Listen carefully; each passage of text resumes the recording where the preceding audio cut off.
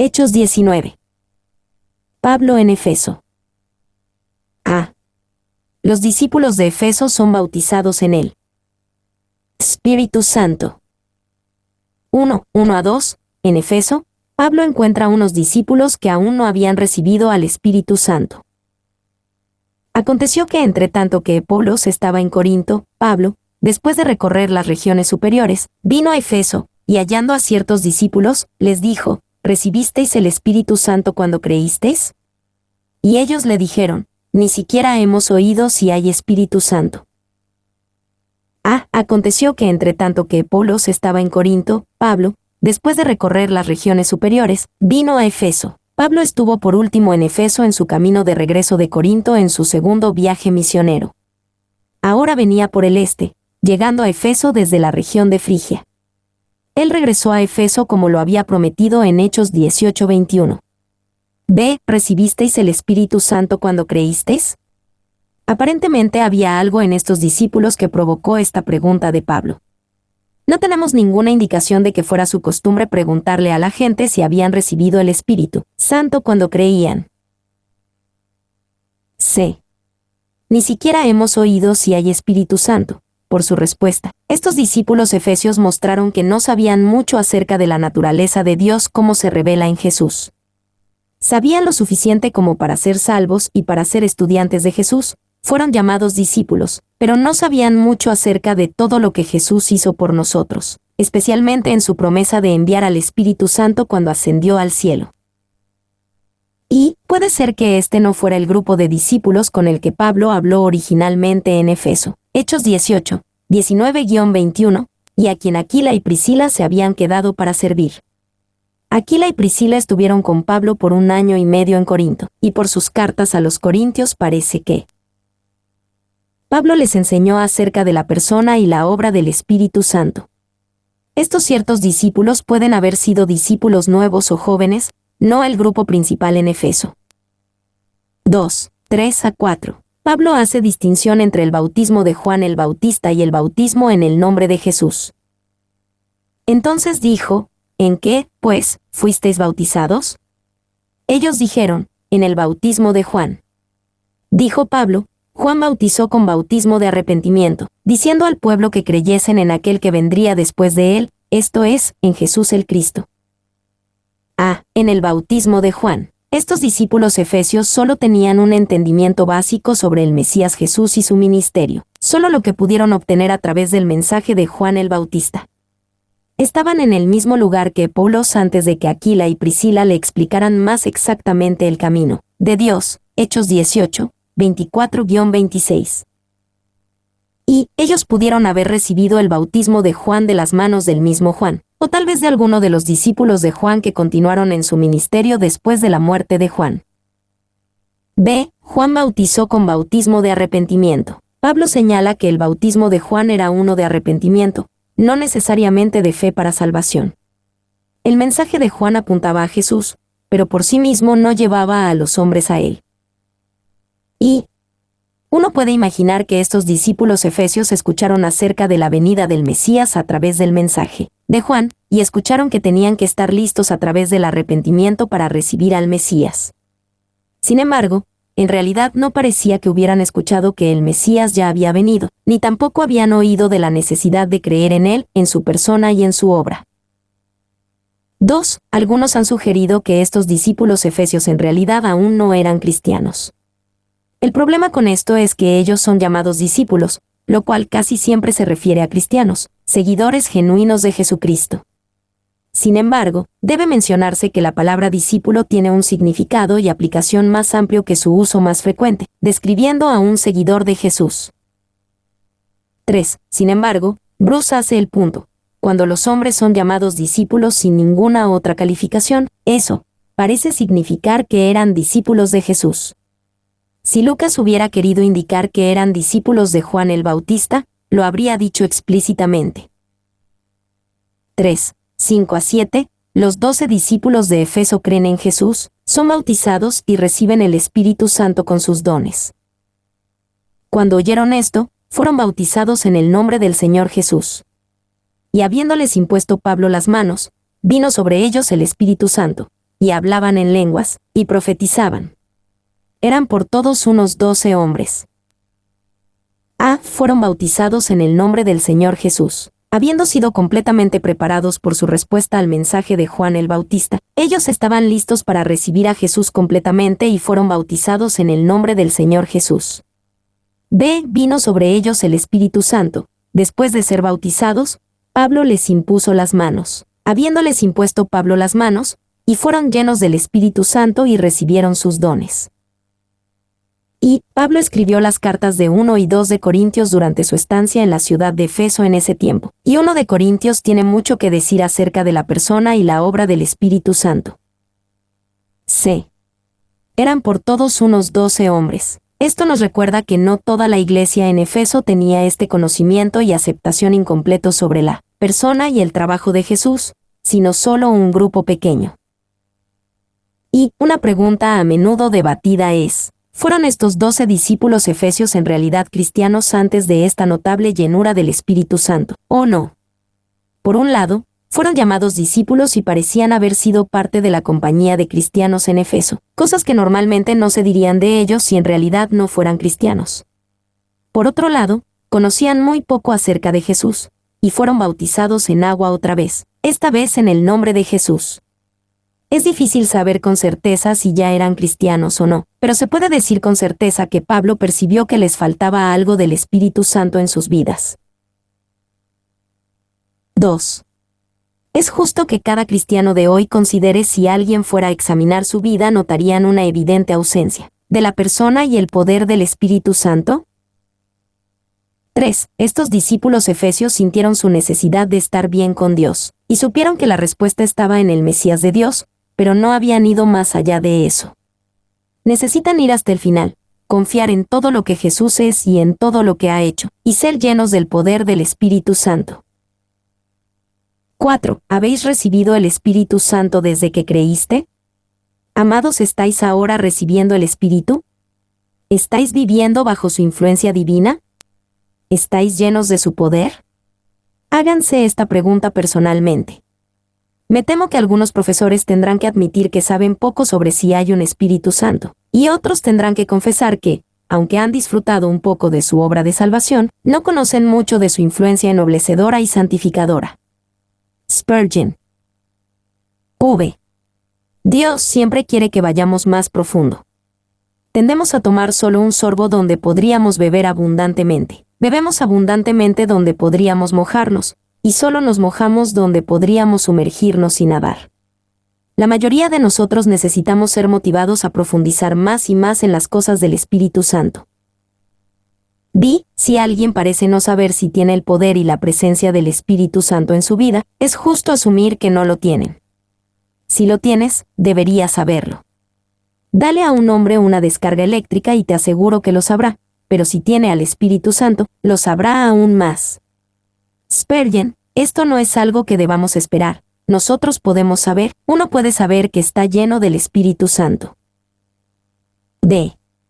El ministerio continuo de Pablo en la ciudad de Efeso. 1:8-10. Pablo finalmente deja la sinagoga y empieza a enseñar en un edificio escolar prestado.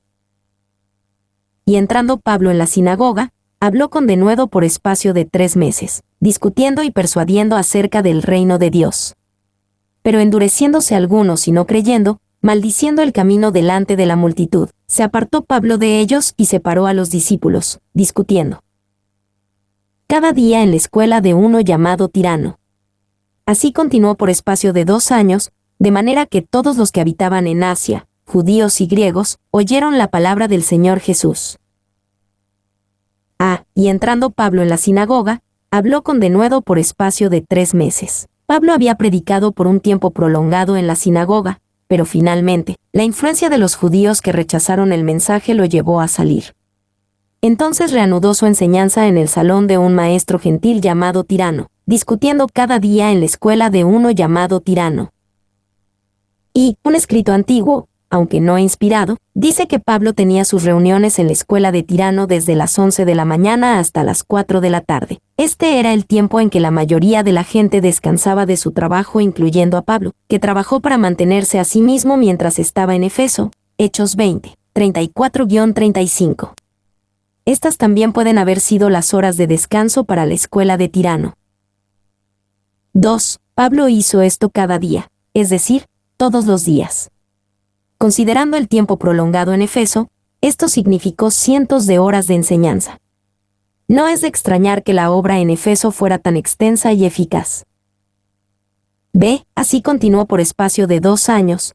Pablo continuó esto por 2 años, y su enseñanza eficaz equipó a los creyentes, quienes transmitieron la palabra de Dios a todos los que habitaban en Asia. Y, por sí mismo, no había manera de que Pablo pudiera alcanzar esta región. Pero podía equipar a cristianos para hacer el trabajo del ministerio, tal como lo describió en Efesios 4, 11-12. 2, 11-12, milagros extraordinarios en Efeso. Y hacía Dios milagros extraordinarios por mano de Pablo, de tal manera que aún se llevaban a los enfermos los paños o delantales de su cuerpo, y las enfermedades se iban de ellos, y los espíritus malos salían. Y hacía Dios milagros extraordinarios. Lucas afirma que estos fueron milagros extraordinarios, y da un ejemplo, que los paños o delantales de Pablo, literalmente, toallas para el sudor, podían ponerse sobre una persona, incluso sin que Pablo estuviera presente, y esa persona era sanada o liberada de posesión demoníaca. Y era inusual que Dios usara paños o delantales de esta manera. Los trozos de tela probablemente eran los que Pablo utilizaba en la fabricación de tiendas o al trabajar con piel, los paños para el sudor de su cabeza y los delantales para atar alrededor de la cintura. Bros. B. De tal manera que aún se llevaban a los enfermos los paños o delantales de su cuerpo. En realidad no sabemos cómo funcionó esto, solo que de la misma forma en que la sombra de Pedro, Hechos 5:15, o el borde del manto de Jesús, Mateo 14:36, pudieron sanar. El objeto se convirtió en un punto de contacto en el que la persona liberaba su fe en Jesús como sanador. Y podemos imaginar que esto sucedió al principio casi por accidente. Tal vez una persona con necesidad de ser sanada tomó el paño de Pablo de una forma supersticiosa y fue sanada. Pero se convirtió en una muestra que otros imitaron. Como veremos, la práctica supersticiosa de la magia y la hechicería prevaleció en Efeso. Así que no debe sorprendernos que algunos tomaran un punto de vista bastante supersticioso de los milagros hechos a través de Pablo. 2. Dios se inclinará para encontrarse con nosotros aún en nuestras crudas supersticiones. Esto no significa que a Dios le agrade nuestra superstición, sino que en su misericordia puede pasarlas por alto para suplir una necesidad. 3. Recuerdo haber visto lo que parecían ser periódicos mal enrollados en un púlpito en Bulgaria. Me habían dicho que eran pedazos de tela, envueltos en periódico, sobre los que el pastor oraba, y eran llevados a los hogares de la gente enferma. Esta era una práctica muy común en estas iglesias búlgaras. C. Y hacía Dios milagros extraordinarios. Esta frase puede ser traducida como milagros fuera de lo común. Incluso si esperábamos milagros, estos eran un tipo de milagros inesperados. Y noten que estos eran milagros inusuales. No debemos esperar que Dios continúe utilizando este método para traer sanidad. 2. A Dios parece gustarle hacer las cosas de maneras nuevas y diferentes.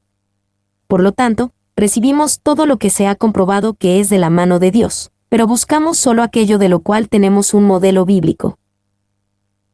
3. Significativamente, no dice que Pablo haya hecho estos milagros inusuales, sino que los hacía Dios, por mano de Pablo. 3, 13-16, una reprensión a los 7 hijos de Seba, los exorcistas judíos. Pero algunos de los judíos, exorcistas ambulantes, intentaron invocar el nombre del Señor Jesús sobre los que tenían espíritus malos, diciendo: «Os conjuro por Jesús, el que predica Pablo». Había 7 hijos de un tal Seba, judío, jefe de los sacerdotes, que hacían esto. Pero respondiendo el espíritu malo, dijo: «A Jesús conozco, y sé quién es Pablo, pero vosotros, ¿quiénes sois?». Y el hombre en quien estaba el espíritu malo, saltando sobre ellos y dominándolos, pudo más que ellos, de tal manera que huyeron de aquella casa desnudos y heridos. Pero algunos de los judíos, exorcistas ambulantes, en aquel tiempo, había exorcistas judíos que practicaban su oficio con mucha superstición y ceremonia. Aquí, un grupo de judíos, exorcistas ambulantes intentaron imitar lo que creyeron que era la fórmula de Pablo para el éxito. Os conjuro por Jesús, el que predica Pablo. Los judíos exorcistas fracasaron porque no tenían una relación personal con Jesús. Solo sabían que Jesús era el Dios de Pablo, no su propio Dios. 2. Podemos decir que los hijos de Seba no tenían derecho a usar el nombre de Jesús, porque no tenían una conexión personal real con él.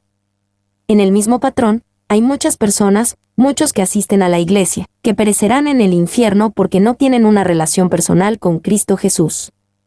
Solo conocen al Jesús del que el pastor predica o al Jesús en el que mi cónyuge cree en vez del Jesús de su propia salvación. C.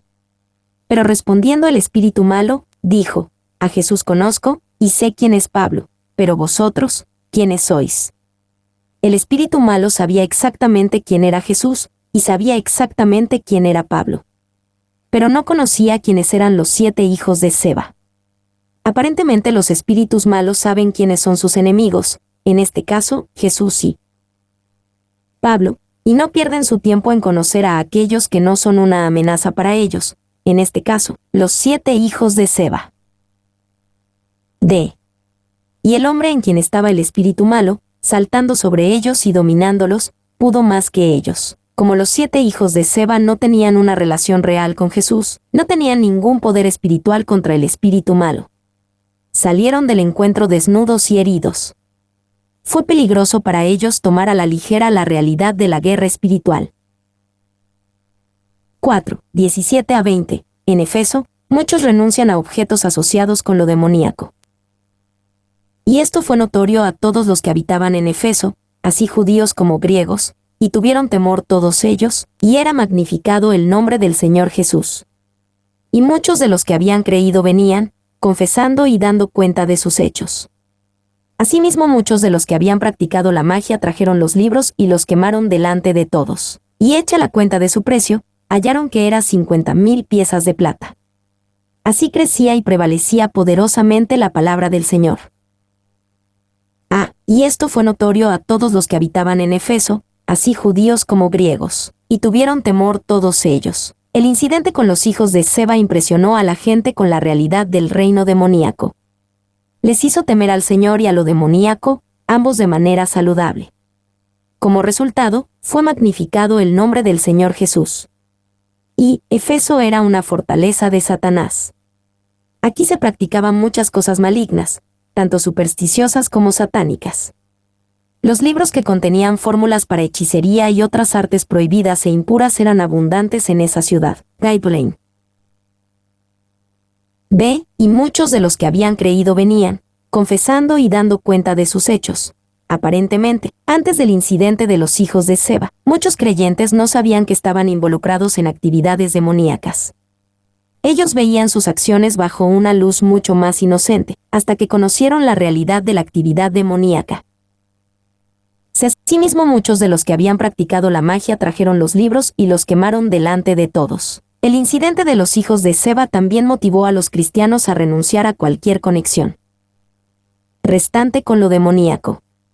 Renunciaron a lo demoníaco confesando y quemando sus libros de magia, sin importar el valor que tenían. Y es significativo que los practicantes de magia venían, confesando y dando cuenta de sus hechos. Se creía que el poder de estos hechizos mágicos estaba en su secreto, lo cual se renunció al confesar. 2. Estos libros y pergaminos llenos de encantamientos mágicos, amuletos y conjuros eran bien conocidos en Efeso, y eran valiosos. El valor de 50,000 piezas de plata hoy se ha estimado entre $1,000,000 y $5 millones. 3. Los cristianos deben hacer esto también hoy, deshaciéndose de libros, imágenes, archivos de computadora, estatuas, juegos, o cualquier cosa que pueda tener una conexión con espíritus demoníacos. También deberían destruirlos para que no sean utilizados por otros. 4. Tendrás suficiente tentación en tu propia cabeza sin tener que ir tras estas cosas. ¿Hay algún hábito, ¿Alguna práctica que tengas que contamine tu alma? Si Cristo te ama, y tú vienes y confías en Él, harás esto lo más rápido posible. Termina con ello, y terminarás con ello para siempre. Spurgeon. D. Así crecía y prevalecía poderosamente la palabra del Señor. Esto demuestra claramente que el resultado final valió la pena. El trabajo en Efeso y en la región romana de Asia continuaba en una forma admirable. C. El disturbio en Efeso. 1. 21 a 22. Los compañeros de Pablo lo dejan solo en Efeso. Pasadas estas cosas, Pablo se propuso en espíritu ir a Jerusalén, después de recorrer Macedonia y Acaya, diciendo, después que haya estado allí, me será necesario ver también a Roma. Y enviando a Macedonia a 2 de los que le ayudaban, Timoteo y Erasto, él se quedó por algún tiempo en Asia. A. Pablo se propuso en espíritu, guiado por el Espíritu Santo, Pablo determinó su itinerario. Decidió viajar por Macedonia y Acaya, luego a Jerusalén, luego a Roma. Y Lucas no lo menciona aquí, pero sabemos que una de las razones por las cuales Pablo quería pasar por Macedonia y Acaya, y luego a Jerusalén, era porque quería recoger y entregar una ofrenda que había estado recolectando de otras iglesias para ayudar a la iglesia en Jerusalén, Romanos 15, 25-31, 1 Corintios 16, 1-4. 2. Me será necesario ver también a Roma refleja la pasión de Pablo por visitar y servir a la comunidad cristiana, que ya se encontraba ahí. Esa pasión también es mencionada en Romanos 1, 8-15. B. Y enviando a Macedonia a 2 de los que le ayudaban, Timoteo y Erasto. Pablo envió a Timoteo y Erasto a Macedonia, mientras él se quedó en Efeso, Asia, por un tiempo. C. De los que le ayudaban, una parte importante del trabajo de Timoteo y Erasto era ayudar a Pablo. Ellos eran verdaderos asistentes del apóstol, ayudando a Pablo a maximizar su ministerio. 2. 23-28, Demetrio, un fabricante de ídolos, se opone a Pablo porque su negocio ha sido perjudicado. Hubo por aquel tiempo un disturbio no pequeño acerca del camino. Porque un platero llamado Demetrio, que hacía de plata templecillos de Diana, daba no poca ganancia a los artífices, a los cuales, reunidos con los obreros del mismo oficio, dijo, varones, sabéis que de este oficio obtenemos nuestra riqueza, pero veis y oís que este Pablo, no solamente en Efeso, sino en casi toda Asia, ha apartado a muchas gentes con persuasión, diciendo que no son dioses los que se hacen con las manos.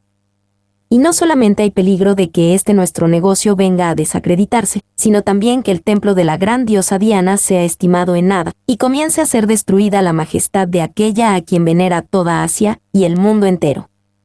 Cuando oyeron estas cosas, se llenaron de ira, y gritaron, diciendo, grande es Diana de los Efesios. Hubo por aquel tiempo un disturbio no pequeño acerca del camino, cuando la obra estaba yendo muy bien, y cuando Pablo estaba pensando en dejar Efeso, surgió otro disturbio. Una vez más, por tercera vez en el libro de Hechos, y segunda vez en este capítulo, el movimiento cristiano es llamado el camino. B. Hay peligro de que este nuestro negocio venga a desacreditarse, sino también que el templo de la gran diosa Diana sea estimado en nada, y comience a ser destruida la majestad de aquella, este enorme templo a Diana, también conocida como Artemisa. En Efeso era considerado como una de las 7 maravillas del mundo antiguo.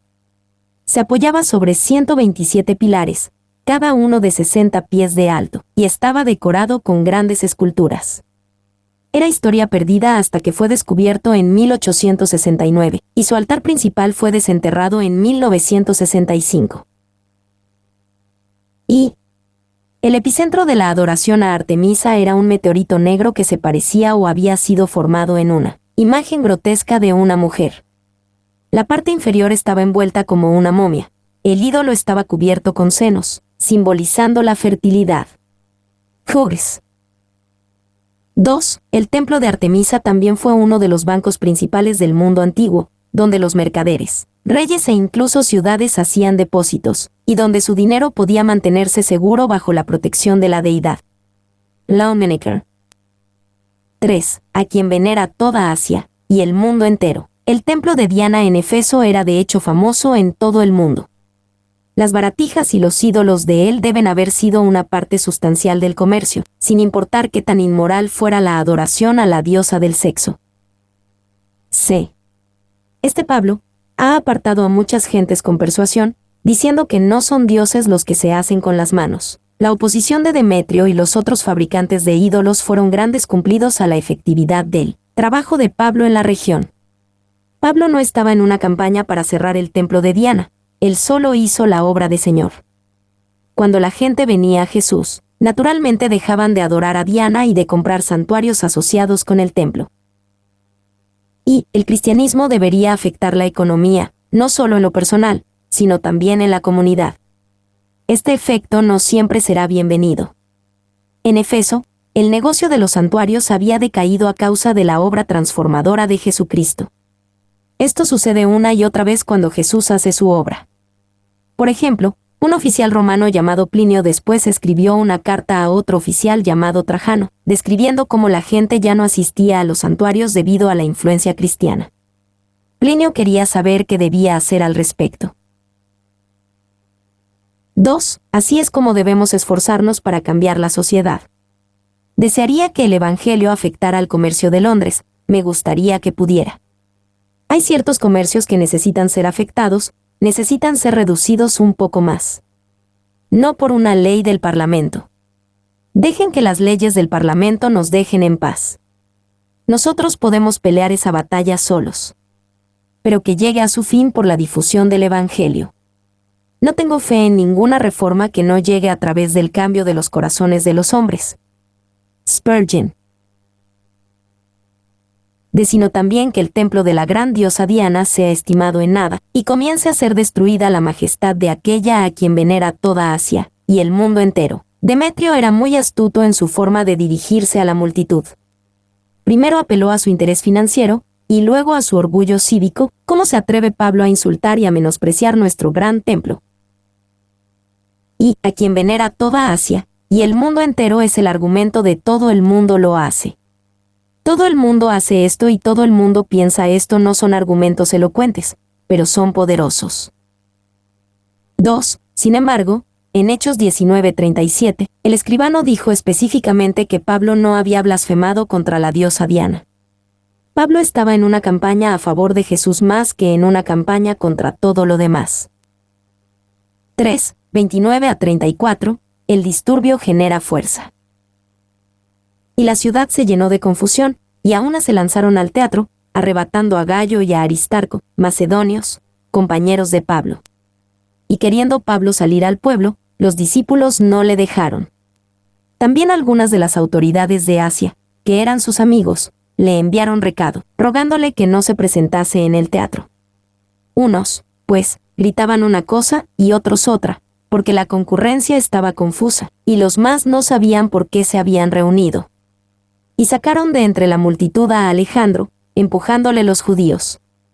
Entonces Alejandro, pedido silencio con la mano, quería hablar en su defensa ante el pueblo.